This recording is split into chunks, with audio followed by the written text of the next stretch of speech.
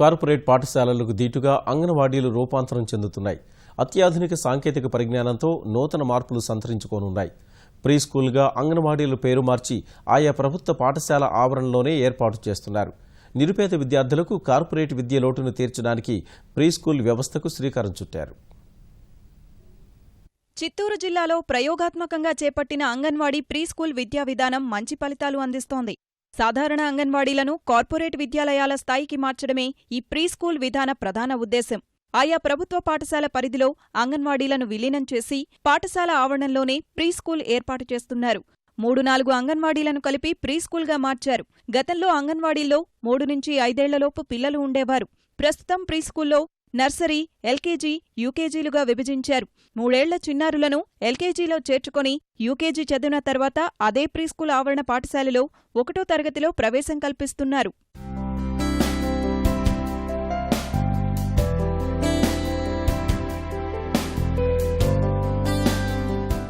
చిత్తూరు జిల్లాలో 4764 అంగన్వాడీలు ఉండగా 650 అంగన్వాడీలను ప్రీ స్కూల్గా మార్చుతున్నారు. ఇప్పటికే 300కు పైగా అంగన్వాడీలను ప్రీ స్కూల్స్గా మార్చారు. తిరుపతి, పుత్తూరు, చిత్తూరు ప్రాంతాల్లో ఏర్పాటు చేశారు. నర్సరీ స్థాయి నుంచే ఆంగ్ల బోధన, నాణ్యమైన విద్య అందించడమే లక్ష్యంగా వీటిని ప్రవేశపెట్టారు. చిన్నారులను ఆకర్షించేలా అందమైన బొమ్మలతో తరగతి గదులను సిద్ధం చేశారు. విద్యార్థులకు ఆట వస్తువులు సమకూర్చారు. డిజిటల్ విధానంలో పాఠ్యాంశాలు, గేయాలు, కథలు బోధిస్తున్నారు. ప్రైవేటు పాఠశాలలకు సమానంగా అంగన్వాడీలను తీర్చిదిద్దుతున్నామని అధికారులు చెబుతున్నారు. కార్పొరేట్ స్కూల్స్కి దీటుగా ఈరోజు అంగన్వాడీ కేంద్రాలు తయారవుతున్నాయి. దీనివలన పిల్లలకి మంచి ప్రీ స్కూల్ ఇవ్వడం వలన ప్రైమరీ స్కూల్ కూడా స్ట్రెంగ్తన్ అవుతుంది.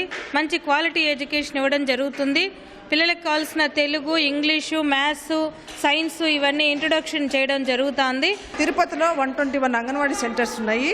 దాంట్లో 24 స్కూల్స్లో 72 అంగన్వాడీ సెంటర్స్ని మర్జీ చేయడం జరిగింది.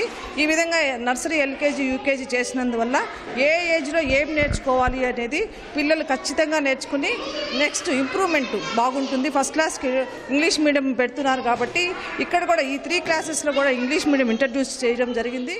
ప్రీ స్కూల్స్లో విద్యార్థులకు ప్రత్యేక ఏకరూప దుస్తులను సైతం సమకూరుస్తున్నారు. మధ్యాహ్న భోజన వసతి, ఆయాల పర్యవేక్షణ వంటివి చేపట్టారు. ప్రైవేటు పాఠశాలల్లో నర్సరీ చదువుతున్న విద్యార్థులను సైతం తల్లిదండ్రులు ప్రీ స్కూల్స్లో చేర్చుతున్నారు.